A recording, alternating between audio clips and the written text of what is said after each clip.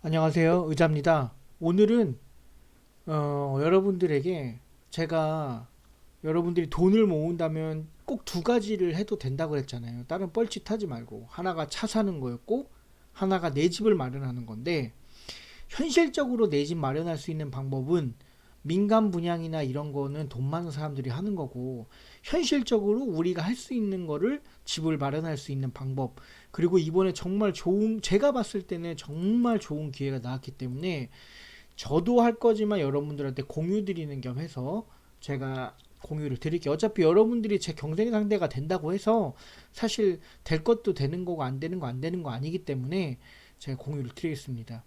뭐 아마 뭐 인터넷에서 많이 봤을 거예요. 저 윤정부에서 뉴홈이라고 해가지고 뭐 사전 청약으로 해가지고 뭐 이렇게 많이 하겠다. 3기 신도시도 하겠다. 뭐 그리고 뭐 그런 내용이 있고 뭐 나눔형, 일반형, 선택형이 있는데 제가 뭐 솔직히 일반형이나 선택형은 솔직히 관심 없고 왜냐면 이거 돈 많아야 되거든 일반형은 그 선택형도 살아봐야 되고 나중에 선택한다는 건데 솔직히 저는 모르겠어요. 그래서 오늘 제가 볼 거는 나눔형인데 나눔형 중에 자 뭐 그 아까 앞에 여러 가지 위치들이 있는데 여러분들은 당연히 뭐 자기 생활이나 직장 터가 어디냐에 따라서 당연히 중요하다고 생각을 하는데 전 모르겠고 나는 서울 서울이어야 되고 그 다음에 역 근처 요거 딱 두 개만 봤을 때 여기다 여기 마곡이다. 자 여기 마곡은 제가 실제 거주했던 제가 개발을 하면서 프로젝트를 많이 뛰어본 사람으로서 제가 DMC에도 있었었고 그 다음에 강남에도 있었었고 그 다음에 저기 청량리 쪽에도 있었었고 뭐 몇 군데 있었어요. 근데 마곡에서도 제가 프로젝트 해봤고 그래서 제가 잠깐씩이지만 다 살아봤지만 여기서 내가 정말 살고 싶은 데를 고르라고 하면 진짜 마곡을 꼽을 정도로 마곡은 정말 살기 좋은 도시다. 뭐 여러분들이 모를 걸 생각을 해서 김포 바로 옆에 있어요. 김포공항 바로 옆에. 자, 여기에 그러면 제가 추천하는 이유는 뭐냐? 일단은 다른 지금 윤석열 정부에서 하고 있는 뉴홈 공급 계획 중에 일단 입주 연도가 엄청 빠르다. 막 다른 데는 막 29년, 막 30년도 막 써 있거든요. 이것도 그때 될지 몰라. 확실한 건 여기는 이미 땅이 비어 있고 이미 착공이 들어갈 업체도 선정이 됐고 당장 그냥 내년부터 삽푸고 들어가서 25년도에 계약 체결하면 26년도에 들어간다. 근데 지금 23년이잖아요. 말 그대로 사전 청약하는 거예요. 그리고 또 장점 내가 막상 됐네. 근데 25년도까지 내가 집을 살 수도 있고 아니면 이사를 갈 수도 있고 아니면 뭐 가정에 뭐 여러 가지 이슈가 생겨서 결혼을 한다던가 뭐 해가지고 내가 집을 따로 산다거나 해가지고 아니면 해외 이민을 가서 문제가 생겼어. 그냥 포기하면 돼. 포기하면 되는데 물론 내가 다른 사전 청약이나 다른 아파트를 이거를 포기하게 되면 다른 사전 청약은 넣을 수가 없는 거가 있긴 하지만 뭐 그것 때문에 안 할 건 없다. 가장 큰 메리트 서울이고 서울 강서구 그 다음에 바로 역 근처다. 마곡역에 엄청 가깝다. 자 그러면 단점은 뭔데? 이제 이 보통 이제 다른 나눔형 같은 경우에는 그냥 말 그대로 나라 분양을 나눔형으로 내가 한 다음에 이거에 대해서 수익이 발생했을 때 매도했을 때 수익이 발생했을 때 나라하고 7대 3을 가져가는 건데 여기에 플러스 이거는 이 토지 임대부 방식이라고 해서 땅은 나라 거, 아파트는 내 거야. 그러면 뭐 여러 유튜버들이나 아니면 다른 사람들이 야 건물 토지는 올라가지만 건물의 감가상각되기 때문에 의미가 없다. 그리고 토지세가 월 76만 원, 부가세 포함해서 76만 원이 나가는데 이게 뭐 과연 의미가 있냐? 이거 완전 구리다라고 얘기하는데 정말 구린가요? 제가 한번 계산을 해볼게요. 실제 그 지금 이게 3억 천에 분양이 나왔는데 3억 천에 대한 분양가에다가 월 76만 원을 낸다고 하면 이게 과연 싼 가격인가? 그리고 지금 거기서 내가 이 76만 원을 내기 싫으면 1억을 내면 35만 원을 상세를 해줘요. 그리고 2억을 대출하면 상세를 다 해주는지는 모르겠는데 일단 공고문에는 1억당 35만 원 정도는 상세해준다라고 돼 있긴 하거든요.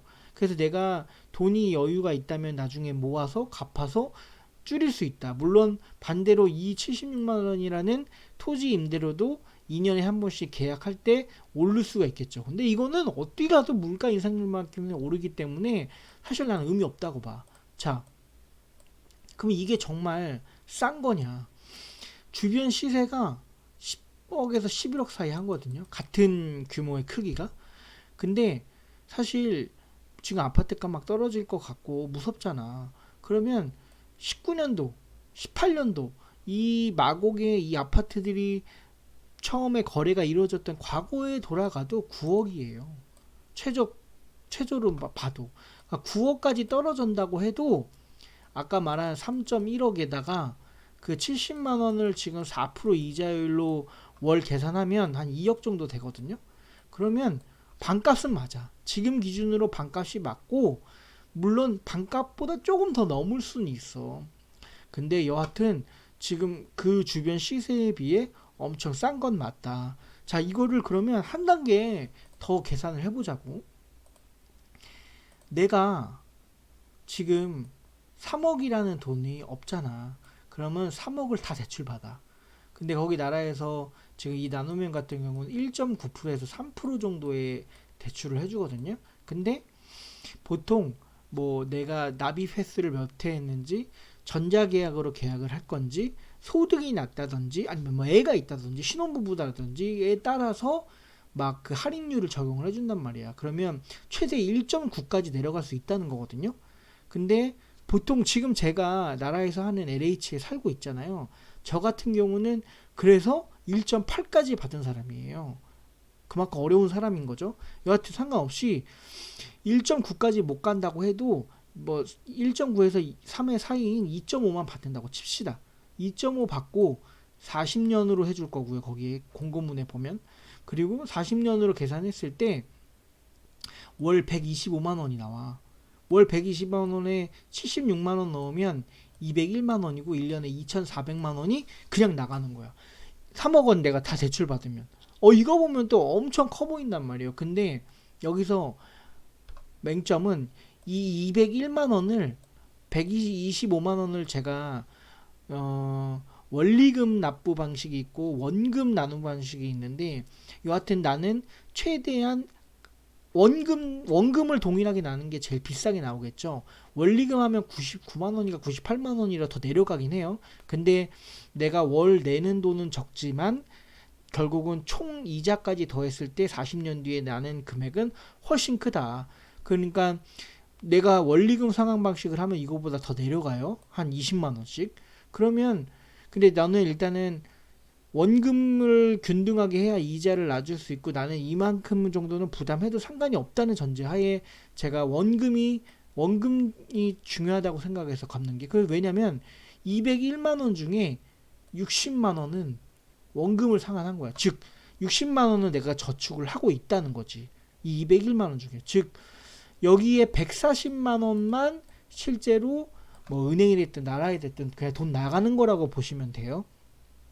그러면 반대로 내가 1억이 있고 2억만 대출 받았을 때는 159만 원인데 159만 원에서 40만 원은 내가 원금을 갖고 있는 거니까 월 120 정도.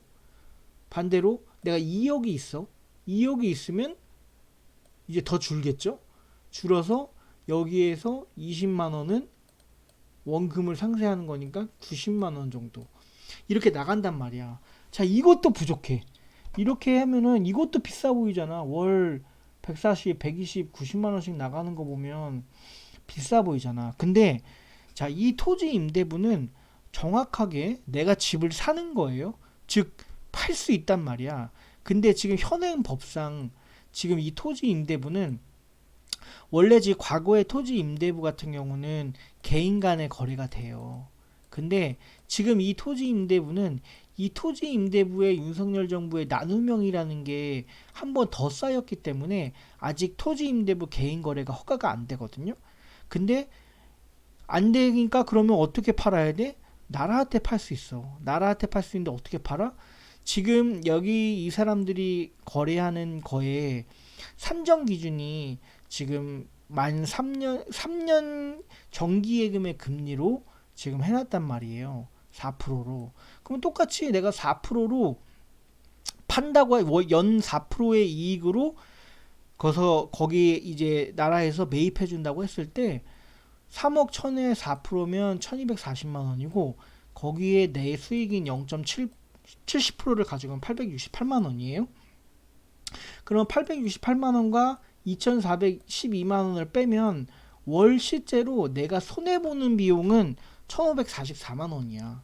그러니까 결국은 이거하고 해칭이 되면서 나한테 실제로 나가는 돈은 나중에 어차피 팔 수가 있으니까 1544만 원만 손해보는 건데, 아까 말씀드렸지만 이 중에 60만 원을 내가 또 저축을 하는 거잖아. 그럼 월 129만 원 중에 60만 원을 빼면 69만 원이야. 여기는 20만 원 빼면 이제 109만 원, 60만 원이고 40만 원을 빼면 47만 원이고 여기는 20만 원 빼면 26만 원이야. 지금 이거는 내가 보증금이 하나도 없었을 때 이제 한 거죠. 내가 3억을 다 납부했을 때는 이 논리대로라면 월 4만 원도 안 드는 거고 오히려 돈이 플러스가 되는 거죠. 16만 원 플러스가 되는 거고. 그러니까 내가 말씀드리고 싶은 건 뭐냐면, 만약에 보증금 1억밖에 없어. 1억밖에 없으면 내가 실제로 나가는 돈은 월 47만 원 정도만 월세로 내고 있는 건데, 여러분 지금 어디 가서 원룸을 살아도 전세 1억에 47만 원을 내. 월세를 살아도 보증금 1억에 47만 원 낸다고. 근데 24평에 서울역 근처에 그냥 나가라는 이사 계획도 없고 40년 플러스 40년, 80년을 살 수 있게 해줄 수 있는 아파트를 지금 기회를 줬는데 이거를 안 한다? 난 솔직히 이해가 안 가. 그리고 아까 만약에 법이 바뀌어서 정말 개인 간의 거래를 나중에 허용을 해준다고 하면, 이거는 모르는 거니까, 개인 간의 허용을 해준다고 하면 만약에 아까 보수적으로 잡은 주변 시세가 9억까지 떨어졌을 때 2억 정도 주변 토지 임대를 내야 되니까 2억 정도 빼고 뭐 3억을 뺄 수도 있어. 근데 아파트 가격이 또 11억도 갈 수 있잖아. 10억, 11억. 근데 여하튼 여러 가지 고려했을 때 7억으로 만약에 내가 매매를 했어. 그러면 3억 천과 7억 천의 사이에 있는 3억 9천에 대한 70% 2억 7,300. 이걸 내가 먹는 거라고. 개인 간의 거래가 입법이 됐을 때는. 물론 이게 안 될 가능성도 높지. 근데 내가 지금 우리 임대주택에 살 때도 내가 이거의 조기 분양이라든지 아니면 여러 법이 안 된다고 해서 어떤 것도 엄청 많았거든. 근데 결국 되더라고. 물론 이건 안 될 수도 있어. 근데 되고 안 되고를 떠나서 되면 로또가 되는 거고, 안 되면 안 되더라도 이 싼 금액에 내 새 아파트의 서울역 근처에서 살 수 있다. 근데 물론 이 계산은 내가 공고문을 보고 해석을 한 다음에 여러 내용들을 찾고 인터넷에서 종합을 해서 내가 계산을 한 거기 때문에 이거 다 틀렸어. 이거 다 틀렸고 여기에 빠진 부분들이 있네. 뭐 예를 들면은 이건 이 실제로 매수를 하는 거니까 재산세도 내야 되는데, 여기서 재산세는 내 건물만 샀으니까 토지세는 안 나갈 거예요. 그러면 재산세도 내야 되지. 아니면 실제로 내가 뭐 계산이 틀렸다든지 여러 가지 이유가 있을 텐데, 23년에 사전 청약하고 실제 본 계약은 25년 12월이에요. 즉 2년이 남았어. 2년 동안 의자야 너가 검증한 거 이 부분 틀렸어. 야 실제 이거보다 더 나와. 그러면 하지 마. 그냥 청약 안 하고 계약 안 하면 돼. 그렇다고 돈 날라가는 거 하나도 없다고. 그러면 그때 가서 안 하면 돼. 그런데 실제로 할지 말지, 그 다음에 내가 이거에 대해서 정말 나중에 더 오히려 반대로 아파트 값이 더 폭등하거나 금리가 더 올라서 지금 기준으로도 못 사는 사회가 왔을 때 후회하지 말라는 거야. 그래서 이 조건들이 되시는 분들은 꼭 했으면 좋겠고, 저도 이게 정말 했으면 저도 하려고 준비를 하고 있는데 저는 경쟁률이 엄청 높을 거라고 봐요. 사실 물론 일단 되든 안 되든 찌르고 보자라는 사람들이 뭐 실제 집 없는 사람 기간이 오래됐다던가 가족이 많다던가 애가 있다던가 해서 가점이 높으신 분들이 다 가져갈 수도 있겠지만 뭐 아닐 수도 있는 거고 뭐가 됐든 저는 좋은 기회라고 생각을 해서 여러분들에게 이렇게 설명을 드렸습니다. 감사합니다.